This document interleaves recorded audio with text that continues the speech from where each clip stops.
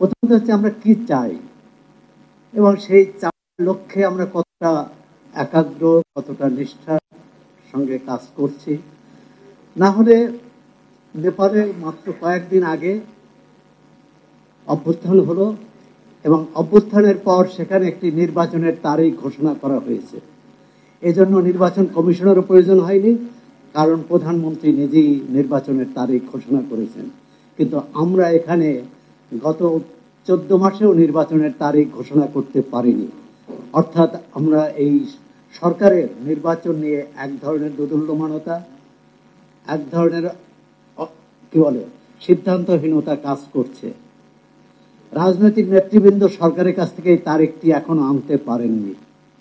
আমি মনে করি এটি রাজনৈতিক নেতৃবৃন্দের ব্যর্থতা।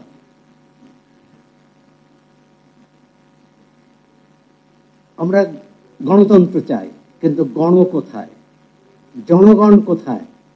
আমরা যারা আলোচনা করছি, স্বৈরাচারের পতন ঘটিয়েছি এবং যারা গণতন্ত্রের অভিমুখে যাত্রা করছি বলে দাবি, তাদের সঙ্গে জনগণের, বৃহত্তর জনগণের, দেশের খেটে খাওয়া মানুষের, দেশের মেহনতি মানুষের সম্পর্ক খুব ভঙ্গুর। এই গণ অভ্যুত্থানে সাধারণ মানুষের অংশগ্রহণ ছিল সবচেয়ে বেশি, তাদের আত্মদানও ছিল বেশি। এককভাবে তারাই বেশি জীবন দিয়েছে, কিন্তু তারা গণতন্ত্র বোঝেন না, ভোটও বোঝেন না, তারা শুধু তাদের অস্তিত্ব রক্ষার কথা বুঝেন। আমরা গত 1 বছরে এখানে প্রখ্যাত অর্থনীতিবিদরা আছেন, তারা বলতে পারবেন যে গত 14 মাসে অর্থনৈতিক অবস্থা কতটা নিচে নেমেছে।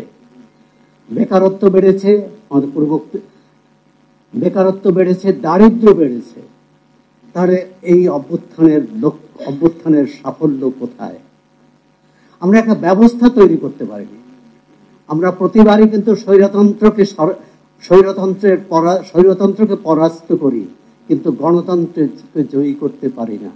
এবারে পারবো কিনা সেটি নির্ভর করছে রাজনৈতিক নেতৃত্বের উপর। আমরাই কিন্তু দায়িত্ব দিয়েছি যে রাজনৈতিক নেতৃত্বের ব্যাপারে একটি সিদ্ধান্তে আসবে, কিন্তু কেন তারা পারছেন না? কোথায় সমস্যা? পিআর না ডিআর না সিআর? এই সমস্যাটি চিহ্নিত করতে হবে। বর্তমান ব্যবস্থায় ফেব্রুয়ারিতে যদি আমরা নির্বাচন চাই, পিআর এর কোনো সুযোগ নেই। বর্তমান পদ্ধতিতে নির্বাচন করতে হবে। সুতরাং পিআর কারো দাবি হতে পারে, জনগণ যদি সমর্থন করে, আর সেটি পরবর্তী জাতীয় সংসদ সেটি নির্ধারণ করবে। এবং আমি মনে করি যে একসঙ্গে, অনেকেই আলোচনা হয়েছে, একসঙ্গে জাতীয় সংসদ নির্বাচন এবং গণভোট হওয়া সম্ভব নয়। গণভোটকে আমরা ওই ঝুঁকিতে ফেলে দিতে পারি না, 24 জুলাই সনদকে আমরা ওই ঝুঁকিতে ফেলে দিতে পারি না।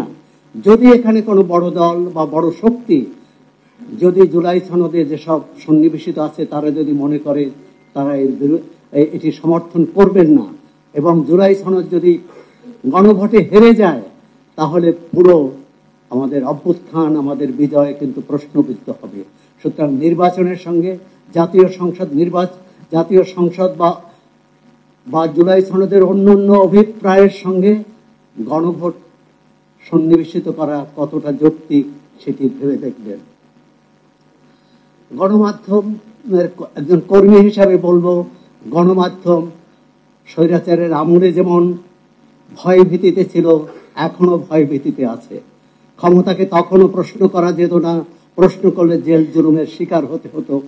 এখনো অন্যভাবে ভয় ভীতির শিকার হতে হয় এবং কাজী জেসিন বলেছেন সব প্রশ্ন করা যায় না, কিন্তু গণমাধ্যমের প্রথম কাজ হচ্ছে প্রশ্ন করা। এবং রাজনীতিকদেরও আমি বলবো যে তারাও কি সব প্রশ্ন করতে পারছেন? যদি না করতে পারেন, অন্তর্বর্তী সরকার এই যে এক এক সময় এক এক সিদ্ধান্ত নেয়, কখনো নির্বাচনের পক্ষে, কখনো সংস্কারের পক্ষে, কখনো বিচারের পক্ষে, এই তিনটি তো মুখোমুখি নয়, এই তিনটি সমান্তরাল ভাবেই চলবে। রাজনৈতিক দল নিষিদ্ধের কথা আসছে, স্বৈরাচারের দোসর মানেই তাকে নিষিদ্ধ করতে হবে।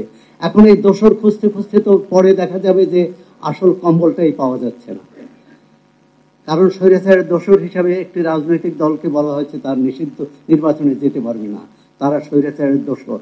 তাহলে যারা কওমি জননী উপাধি দিয়েছেন তারা কি স্বৈরাচারের দোসর নন? সুতরাং দোসর খুঁজতে খুঁজতে আমরা এমন পর্যায়ে না পৌঁছাই যাতে আর ভোটেরই প্রয়োজন হবে না। সুতরাং একটা জায়গায় আসতে হবে, রাজনৈতিক নেতৃবৃন্দকে সিদ্ধান্ত নিতে হবে যে ফেব্রুয়ারিতে নির্বাচন হতে হবে। নির্বাচন না হলে যে ঝুঁকি, সেটি শুধু বাংলাদেশের নয়। আজকেই প্রথম আলোতে সাক্ষাৎ জাতীয় ঐকমত্য কমিশনের সহসভাপতি সাক্ষাৎকারে বলেছেন, ফেব্রুয়ারিতে নির্বাচন না হলে সেটি জাতীয় নিরাপত্তার জন্য হুমকি। শুধু জাতীয় নিরাপত্তা নয়, জনগণের নিরাপত্তার জন্য হুমকি, অর্থনীতির জন্য হুমকি,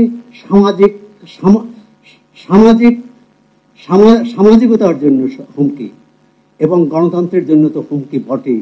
এই হুমকি মোকাবেলার একটাই পথ, পরবর্তী যারা নির্বাচিত হবেন তারা যে এখানে স্বর্গ তৈরি করবেন তা নয়, কিন্তু তাদেরকে প্রশ্ন করা যাবে আপনারা যা কথা দিয়েছেন সেই কথা রাখছেন কিনা, বা কথা না রাখলে তাদের বিরুদ্ধে আন্দোলন করা যাবে। কিন্তু অন্তর্বর্তী সরকারের বিরুদ্ধে আন্দোলনও করা যাচ্ছে না, কারণ তারা বলেন যে আমরা তো নির্বাচন দিতে চাই। এখন রাজনৈতিকরা একমত না হলে কিভাবে নির্বাচন হবে? এবং একজন বক্তা বলেছেন নির্বাচনের পরবর্তী নিরাপত্তার কথা। নির্বাচনের পূর্ববর্তী নিরাপত্তা এবং নির্বাচনের সময়ের নিরাপত্তা, প্রতিটি নাগরিক যাতে নির্ভয়ে ভোটাধিকার করতে পারে, দল, মত, ধর্ম, জাতি নির্বিশেষে, সেই নিশ্চয়তা সরকার, নির্বাচন কমিশন এবং রাজনৈতিক নেতৃত্বকেও দিতে হবে। এবং সেজন্য যে রাজনৈতিক পরিবেশ দরকার, সেই পরিবেশ নিশ্চিত করার সরকারকে করতে হবে, রাজনৈতিক দলগুলোকে সহযোগিতা করতে হবে। আমরা নির্বাচন নিয়ে এত বিতর্ক, এত কথা, কিন্তু সেটি কোথায় আমাদের নিয়ে যাচ্ছে? আমরা আশা করি রাজনৈতিক নেতৃবৃন্দ অবিলম্বে 1 মাস জাতীয় ঐকমত্য কমিশনের সময়সীমা বাড়ানো হয়েছে, তার আগেই তারা এ ব্যাপারে সিদ্ধান্ত নিতে পারবেন। কারণ ফেব্রুয়ারিতে নির্বাচন হলে এটি অক্টোবর নভেম্বরে তফসিল ঘোষণা করতে হবে, এবং তফসিলের আগে এইসব বিষয়ে ফয়সলা না হলে নির্বাচন নিয়ে যে অনিশ্চয়তা, সেটি থেকেই যাবে।